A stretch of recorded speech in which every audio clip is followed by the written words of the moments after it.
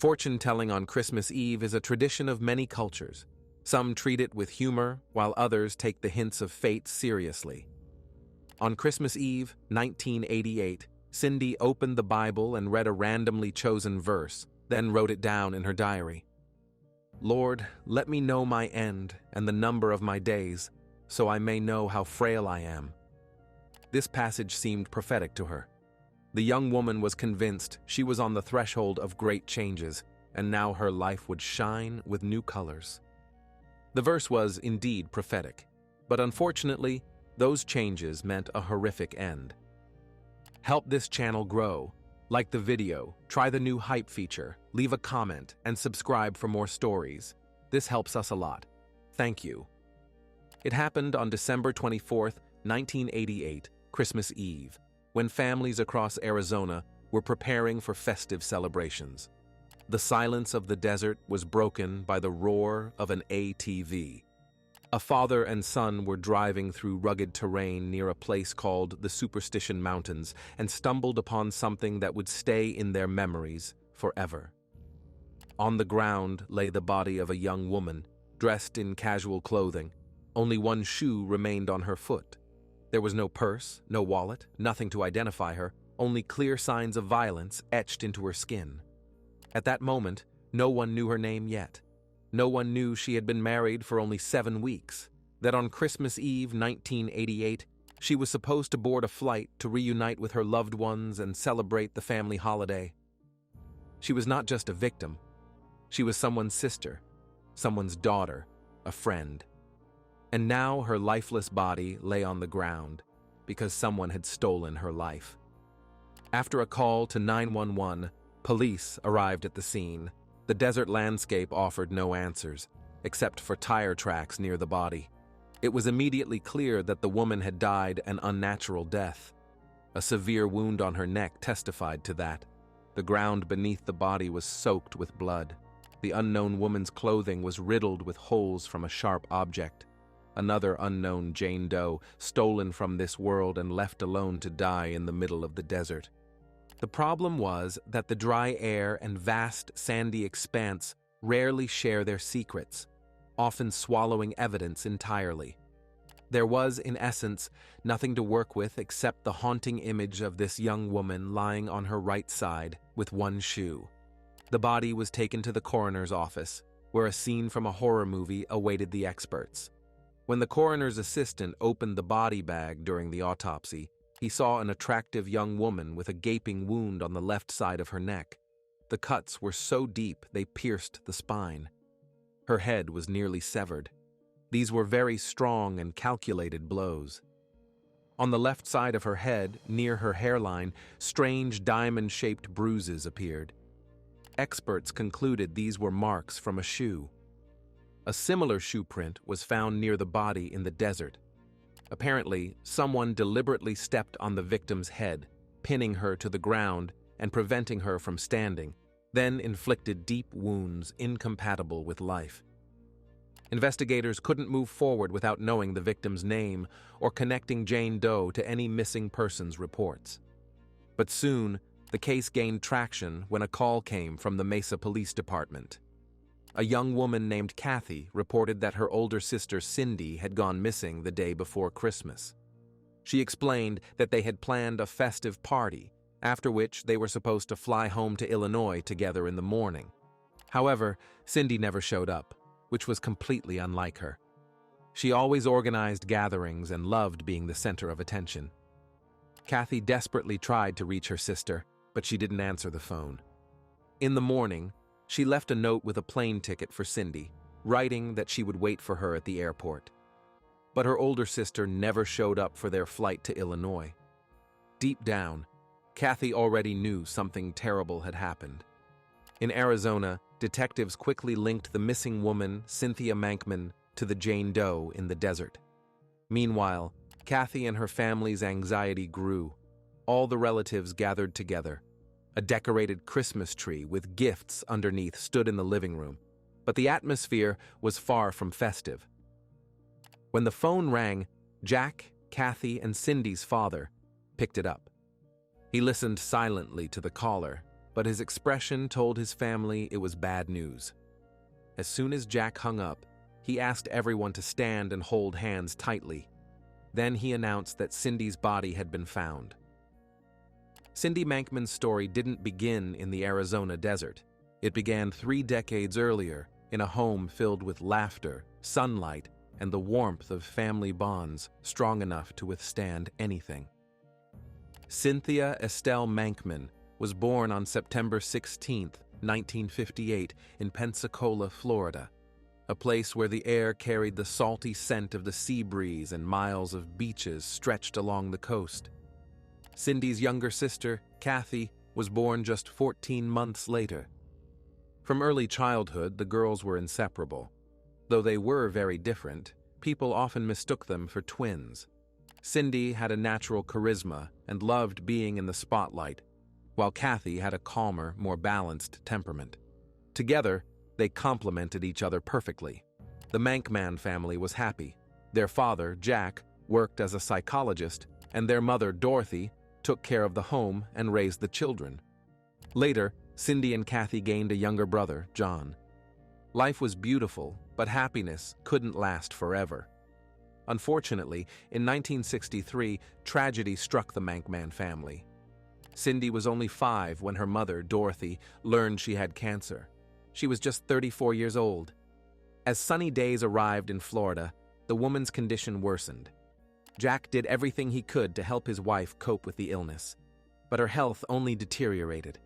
A significant decision was made to move to Dorothy's hometown of Champaign, Illinois.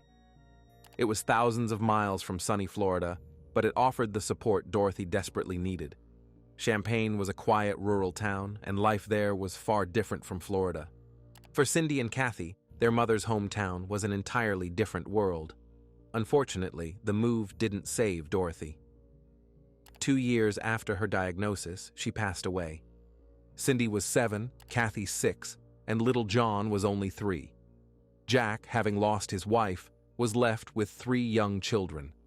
Cindy, Kathy, and John didn't just lose their mother. They lost the person who held their family together. The woman who cared for them day after day was gone. But even in the darkness of unimaginable grief, they had to move forward, and Cindy, with her sensitive and outgoing nature, became the one who could unite the family. The girl found light even in the darkest places. The family tragedy taught her to love her loved ones and cherish every day spent with them. Cindy learned to recover from life's blows. She made friends easily and loved various TV shows. Cindy chased her dreams with such passion that they had no chance of not coming true. One day, she got to attend her favorite TV show as an audience member, but being part of the crowd wasn't enough. She wanted to be a participant. Appearing in the audience, Cindy decided to stand out. Bright clothing, a voluminous hairstyle, and of course, the energy and enthusiasm of the charming young woman caught the producer's attention. They noticed her and invited her to participate in a contest. According to Kathy, it was one of the best memories of Cindy's life.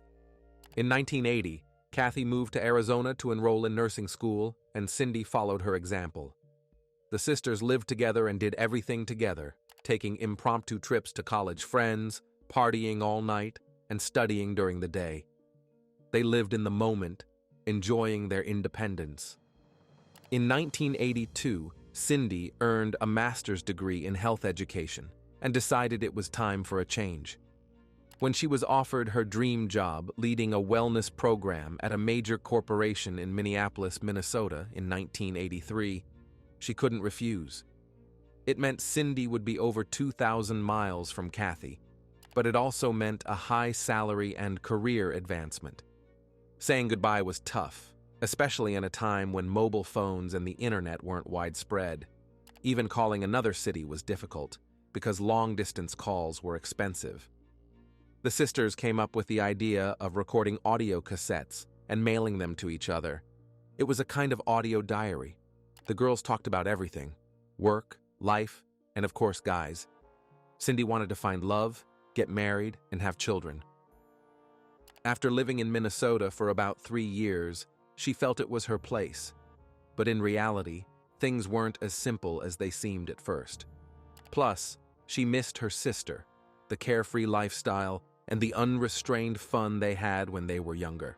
In late 1986, Cindy Mankman packed her things and moved back to Mesa, Arizona. She settled in a small apartment near Kathy, and everything went back to normal. Soon, a charismatic radio DJ named Mark Maurer entered the young woman's life. He drew attention with his charm and sense of humor. Soon, they officially started dating. Mark and Cindy's relationship was like a kaleidoscope, with late-night parties giving way to unexpected, thrilling adventures. These were usually accompanied by a lot of alcohol and led to bursts of vivid emotions, not always positive. At some point, Cindy suddenly realized that real life was passing her by. With Mark, a local celebrity, it was undoubtedly fun, but she was approaching 30. The woman understood that a party lifestyle wouldn't give her anything beyond a good time, and she wanted more stability, commitment, and a true partner with whom she could share her life and start a family. Mankman enjoyed Mark's company, but deep down knew he wasn't the one. Cindy watched as all her friends got married, while she was the eternal bridesmaid. She loved Mark, but knew he wasn't husband material. In the end, they broke up. A fit, tall, striking woman with a dazzling smile celebrated her 30th birthday alone. Her birthday became a traumatic milestone. The end of her relationship with Mark only intensified Cindy's painful doubts about how her life was turning out. For a while, she was depressed, feeling lost and unhappy. Her sister Kathy hoped Cindy would overcome her heartbreak and did everything she could to help. On October 8, 1988, their friend Annette invited the sisters to a party at a popular nightclub in Mesa where they met two guys. Michael and Rudy Appelt were brothers from Germany. They both showed up in formal suits, which definitely made them stand out. The brothers looked like they stepped out of a fashion magazine. Both tall, blonde, and confident. They were surrounded by an aura of sophistication and mystery that was impossible to ignore, especially with their German accents. By all accounts, Michael Appelt was Cindy's dream man, and she didn't hesitate to introduce herself. They danced all night, hugged, kissed, and gazed into each other's eyes. Kathy later said Michael was charming, attentive, and seemed enchanted by her sister. And it seemed Cindy felt the same way about him. Michael Appelt was the youngest of 7 siblings. He was 25 years old. He and Rudy had come to the U.S. on business. Since the brothers didn't speak English very well, communication was challenging, but their appearance made up for it. After the club, Annette, Kathy, and Cindy went to breakfast, and the conversation immediately shifted to the two brothers. Annette was smitten with Rudy, and Cindy was instantly taken with Michael, who made her feel like a real woman. He even said a few times that he wanted to marry Cindy, but she just laughed it off. They say the best way to get over a broken heart is to find a new love interest. Cindy did just that. She and Annette started going on double dates with the brothers and learned a lot about them. Rudy worked at an international bank and Michael at a major corporation. Both had come to the United States on work visas and were currently staying at a luxurious hotel. After 2 weeks of dating, the couple split up. Rudy moved in with Annette and Michael settled into Cindy's apartment. Of course, this was a rapid development in their romance. And on October 28, 1988, Cindy married Michael Appelt. It was a secret ceremony in Las Vegas just a few weeks after they met. Cindy only told her sister a couple of weeks after the significant event. She felt she had truly found the love of her life, and it was the first time she kept something from her younger sister. This surprised, hurt, and intrigued Kathy all at once. But Cindy had often done impulsive things before. Michael had to fly back to Germany to see his mother. The sisters saw this trip as a perfect opportunity to return home to Valparaiso for Christmas to visit their loved ones. Kathy booked the tickets, and on the appointed day, she waited for her sister, but Cindy never showed up at the airport. On December 23rd, the day before their planned departure, Cindy had organized a small party with Annette and another friend. They were supposed to meet at 8 p.m. at a bar to exchange Christmas gifts. However, Cindy never showed up to the gathering she had organized herself. She wasn't at home either. The young woman had vanished without telling anyone her plans. Let's return to the crime scene. There were very few clues. The tire tracks near the body indicated that Cindy had been brought to the desert. And it wasn't for a nature walk. She was brought there with the sole purpose of taking her life. The location was chosen deliberately. The perpetrator intentionally left the body where it wouldn't be found for a long time. Detectives couldn't ignore the likelihood that the violence inflicted on the victim might have had personal motives. Such injuries rarely result from a random attack. It increasingly seemed that the perpetrator knew the woman beforehand. This was something far deeper and more sinister, and it was unlikely to be a failed robbery in the middle of the desert. The gruesome killing was clearly planned. In addition to the tire tracks, shoe prints, a piece of nylon cord nearby, and a blood-soaked beach towel were found. All these items were collected for analysis. The investigators returned to questioning Cindy's family and those closest to her. Kathy was the first to admit she was worried about Cindy and her ex-boyfriend, Mark Maurer. It turned out Cindy had broken up with him not only because she didn't see a future with him. She learned that one of his former girlfriends had been found dead. The case was still unsolved, and it scared Cindy. She felt unsafe around this unpredictable man who lived at the mercy of his emotions and spent his time idly. On December 21st, 3 days before the flight to Illinois, Cindy confessed to her sister that, on impulse, she had contacted Mark. At first, the conversation went calmly, until Mark learned that his former lover had gotten married. He couldn't believe it, was furious, but by the end of the call, he calmed down and said he was coming to town for Christmas, suggesting they meet. When Cindy didn't show up at the party, Kathy started calling her home phone and leaving voicemails. Around 2 a.m., Michael Appelt called her back. Apparently, the man was drunk. As soon as Kathy picked up, he started yelling, asking where Cindy was. Michael struggled to express himself in English, but from the jumble of broken phrases, Kathy understood that his wife had suddenly left the apartment after getting a call from another man. Kathy hung up and called her friend Annette, asking her to go to Cindy's apartment and try to get details from Michael about the last time he saw her sister. After all, Annette was living with his brother Rudy and knew the guys better. When Annette entered the unlocked apartment, Michael was passed out, snoring on the couch. She shook him awake and tried to find out where her friend had gone. She heard the same story. Cindy had left, saying she needed to take care of some business, and promised to meet Michael later for dinner at a restaurant. It was already 3 in the morning, and Cindy still hadn't shown up. When Kathy heard all this, the first thing she thought of was Mark's visit from California. She honestly didn't understand why her sister hadn't told her anything about it. While Annette was at the apartment with Michael Appelt, she called the police and reported Cindy missing. Kathy headed there too to meet with the officers. The police took statements from all three and searched Mankman's apartment for any leads. They noticed that Cindy's purse and keys were left at home. That's what someone might do when leaving the house briefly. In Kathy's opinion, Mark Maurer was the only man for whom her sister might rush out of the house, forgetting everything else. As she left, Kathy left a note for Cindy with the plane ticket in case her sister didn't return home before the flight. While investigators tried to track down Mark, Kathy called her family and told them what had happened. Cindy Mankman was declared missing. Her face was now all over the news. It was hard to believe because Cindy's father had just received a letter from her where she talked about her job and Michael. She dreamed of her family meeting her husband and described how wonderfully things were going. All this was happening before the 911 call came in, and the police received a report of Cindy Mankman's body being found in the desert. When Michael Appelt was informed of his wife's tragic death, the devastating news triggered a strong emotional reaction. The man was visibly crushed, crying and screaming, unable to understand why this had happened.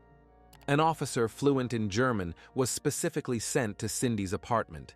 Based on Michael's account, this officer compiled an approximate timeline of Cindy's last movements, which was later corroborated by Michael's brother, Rudy Appelt, and their mutual friend, Anka Dorn. They saw the woman leave the apartment at 7 p.m., promising to meet them later at a restaurant. Then the three of them got together and went to a bar in a rented car since Cindy's car was in the shop. Later, the brothers and their acquaintance were taken to the police station for a more detailed conversation. The detective also listened to the messages on Cindy's answering machine and found one from her ex-boyfriend Mark. He was asking where she had disappeared to. He had seen on the news that Cindy was being sought by the police and was very surprised, or at least pretended to be. By then, investigators had collected evidence, tire tracks and shoe prints matching tennis sneakers from a well-known brand. They also checked the shoes worn by Michael, Ankie Dorn, and Rudy. None of them matched the potential perpetrator's shoes. When asked if they owned tennis shoes, they all said no. The inspection of Michael's rented car also yielded nothing. The tire tread pattern didn't match, and no physical evidence was found in the vehicle. As additional evidence, the detectives requested saliva and hair samples, assuming DNA might have been left at the crime scene. The brothers agreed without hesitation, and their willingness to assist the investigation was noted. The men were released to go home and mourn Cindy's loss. The Appelt brothers and Ankie Dorn were regulars at the bar where they were seen on December 23rd, so the trio had an alibi. The only suspect at that point was Mark Maurer, Cindy's ex-boyfriend. The lead detective flew to California to talk to the man. No one yet knew that while Kathy was in Illinois with her family, her phone in Arizona was blowing up with calls from Mark, who kept dialing her number, leaving messages on her answering machine, and trying to figure out what had happened. The detective who went to meet Mark found out that on the day of Cindy's murder, the man had spent the entire day at work. Then he rented a car and drove to Los Angeles, to Palm Springs, to spend Christmas with his mother and sister, so his alibi was confirmed as well. Whatever role Mark Maurer played in Cindy's life, it was clear he wasn't involved in her death. The investigation was back to square one. Cindy's body was transported to Illinois. The funeral was scheduled for December 31st. Michael, Rudy, and Ankie Dorn flew to Illinois to say goodbye to Cindy. Michael took the podium to say his final words and had an emotional breakdown in front of everyone. The man broke down in tears, unable to say a word. Rudy had to forcibly lead him away from the ceremony. After the church, everyone headed to the cemetery. Cindy's coffin was placed in a grave next to her mother, Dorothy. After the funeral, the Appelt brothers and Ankie left in a rented car. The car Cindy Mankman was in overtook them on the highway, and Cindy's sister saw all three laughing loudly. It made her deeply uncomfortable, and their laughter after his wife's funeral seemed very strange. But people grieve in different ways. Perhaps they were reminiscing about the good times they'd had, or maybe they were trying to lighten Michael's mood so he could hold it together. But there's a time and place for everything. The investigators working on Cindy's case asked Cindy Mankman to return to Mesa to answer a few questions, and that's when things started to become clearer. Kathy was questioned for hours about various people in her sister's life, including the two German brothers. Cindy's husband, Michael, stood out noticeably. A whirlwind romance, a hasty Vegas wedding, strange behavior after the funeral. Kathy explained that the relationship had developed so quickly that some oddities in Michael Appelt's behavior didn't stand out amidst his charm. But now, having lost her sister, the woman saw things differently. The brothers claimed they were staying at a prestigious hotel, but every time Cindy and Annette tried to visit, Michael and Rudy changed the subject. Curious, the women decided to follow their boyfriends for fun. The brothers' stories about working at major corporations and businesses were quite vague. They never specified which companies they worked for and generally avoided such conversations. It seemed they were hiding something from their girlfriends. After saying goodbye to the brothers, Cindy and Annette pretended to go home but followed the men instead. Michael and Rudy did head to a hotel, but after entering they soon exited through a back door, crossed the street, and entered a cheap motel nearby. It was a bit strange to see, given their flashy appearance, why these two supposedly wealthy, sophisticated men were staying at a rundown motel. The women were determined to get answers. They managed to convince the motel clerk to give them Michael and Rudy's room number. But when Cindy and Annette knocked on the door, a woman opened it. She was German too. The stranger introduced herself as Anke Dorn, a friend of the Appolt family. She insisted the brothers weren't there, but their shoes in the hallway said otherwise.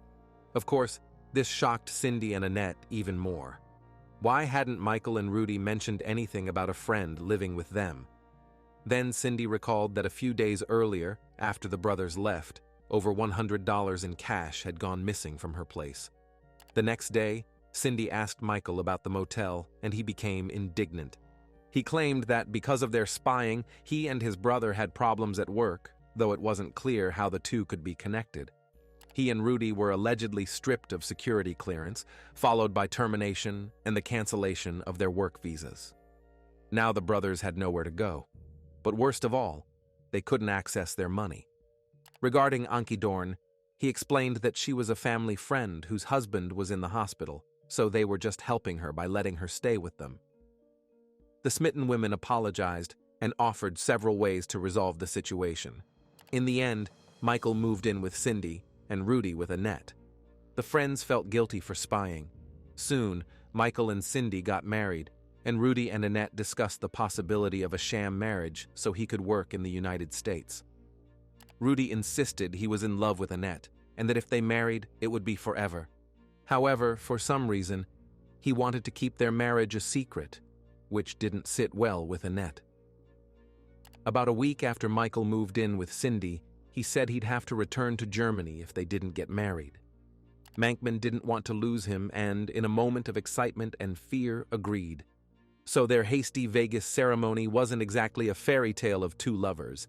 It was a marriage of convenience, driven by guilt, passion, and Cindy's desire to enjoy the status of a married woman. Things weren't going as well for Annette and Rudy. They lived together for less than a week when Annette learned that Anke Dorn wasn't a family friend, but Michael Appelt's ex-girlfriend, and Rudy was already married. When Annette told Cindy everything, they decided it would be best if Rudy and Anke returned to Germany. Mankman even paid for their flights. This happened a few weeks before Cindy was found dead.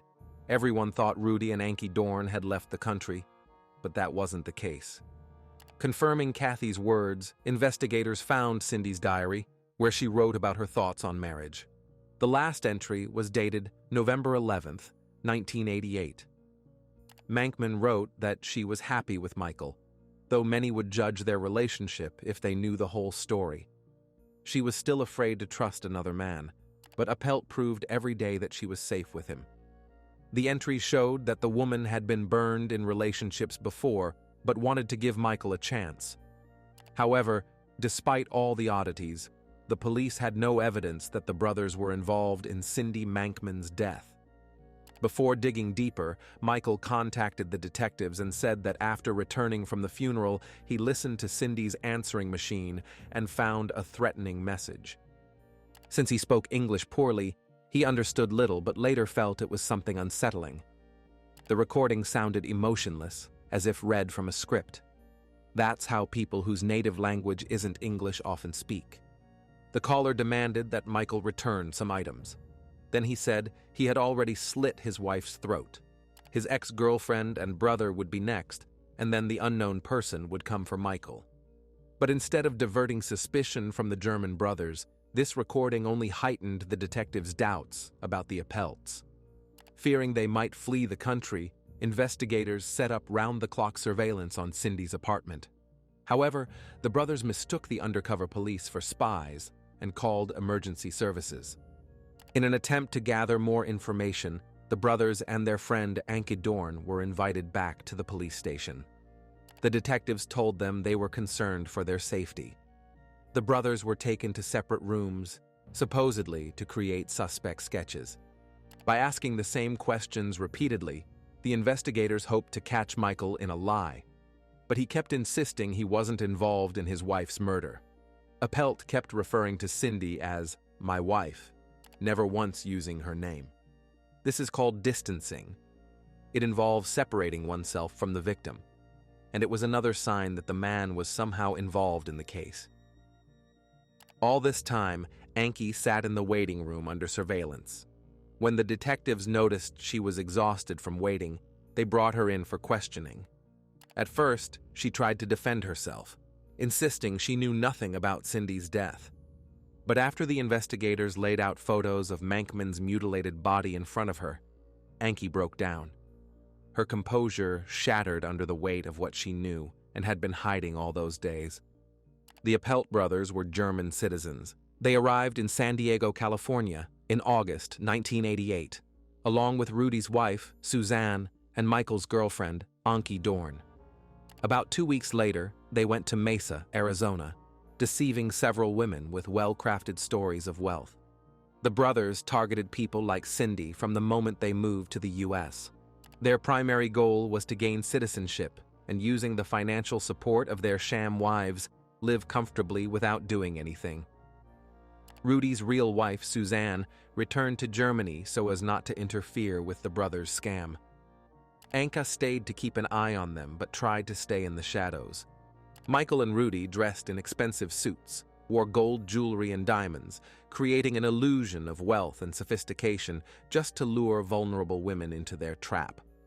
Cindy, with her trusting nature and dream of true love, was the perfect target, though in reality, she was far from their only candidate. What set her apart was that Mankman easily fell for Michael's charm. Once he fully gained her trust, the plan was set in motion. Appelt convinced Cindy to marry him, gaining access to her funds. Cindy worked 2 part-time jobs as a dietitian in a medical group and a waitress at a pizzeria. Her income was modest, but she did everything she could to save for the future. Michael, however, spent money like crazy. It was pure greed. From October to December 1988, he withdrew over $4,000 from his wife's bank account and went on a shopping spree for his girlfriend, Anki, and brother Rudy. Though Dorn still hadn't said a word about the crime, the detectives concluded that money was likely the motive. To push Anki to confess, the investigators warned her that if she withheld information, she would face trial alongside the brothers as an accomplice to the brutal murder. And the woman continued her story. Once Michael tasted the good life, he devised a cunning plan to become a millionaire. By then, Cindy's bank account was nearly empty, so he convinced his wife to take out a life insurance policy in case something happened to him. He assured her the money was for their future children, that it was a common investment practice for married couples in Germany, and Cindy agreed. She believed Michael was wealthy and just waiting for his foreign bank accounts to be transferred to the U.S. Of course, there were red flags that became especially noticeable in hindsight. But Cindy missed all the warning signs and inconsistencies in Michael's stories because love has a way of blinding people to the truth. Mankman wasn't a naive fool. She was a woman full of hopes and dreams of a happy family, her own children, and a loving man by her side. But those hopes and dreams led her down a path she could never have imagined. The newlyweds went to an insurance company. At Michael's insistence, Cindy took out 2 insurance policies for $400,000 with a double indemnity clause in case of death due to an accident. Each spouse was to be the sole beneficiary of the other. Mankman believed her husband's fabricated story about wealth, while he knew that if she died, he would receive $800,000. While Cindy worked to earn money for the first premium, Michael, Rudy, and Anki went shopping, eyeing expensive purchases: watches, jewelry, new cars, and even yachts. They enjoyed feeling rich. All that remained was to complete the plan. The brothers planned to sacrifice a human life for material gain. Finally, on December 22, 1988, just a day before Cindy's disappearance, the insurance policy took effect. As soon as the life insurance documents arrived by mail, the Appelt brothers began executing their sinister plan.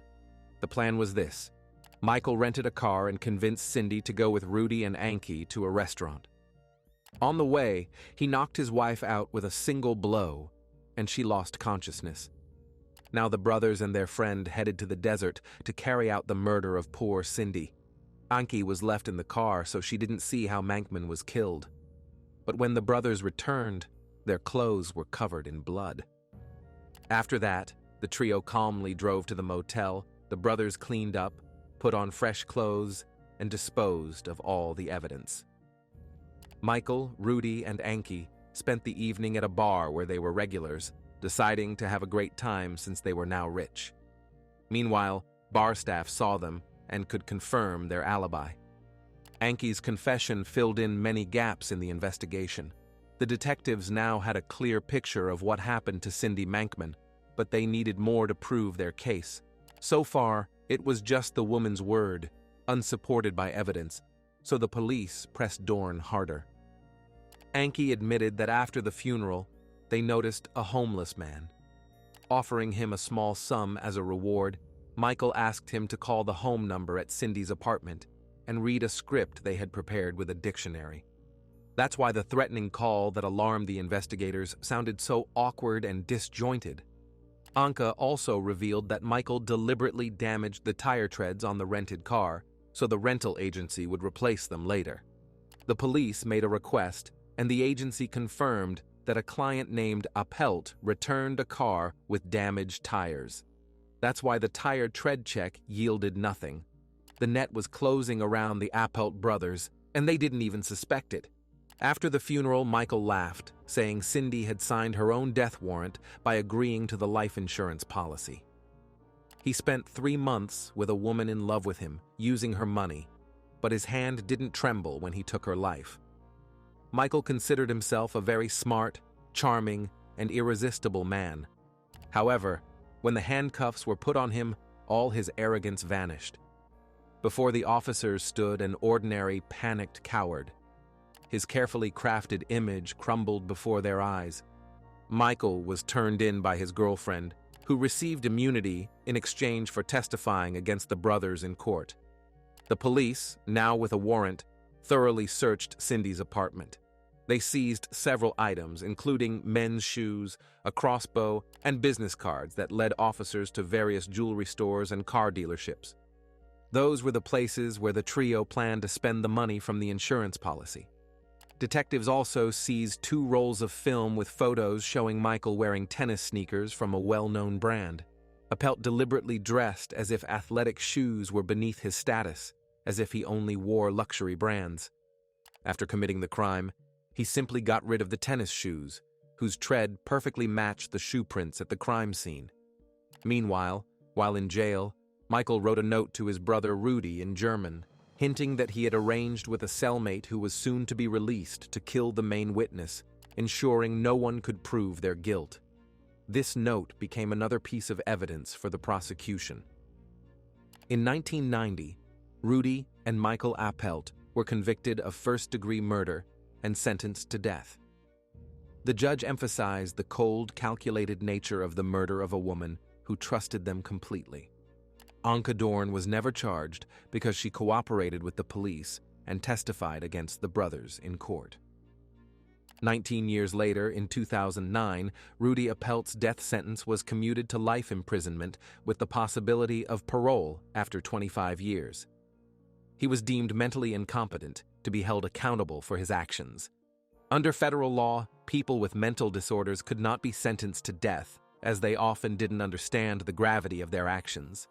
However, Rudy would never walk free because in April 2022, at the age of 62, he died in his prison cell. As for Michael, he remains on death row to this day. In 2019, the Supreme Court upheld his sentence.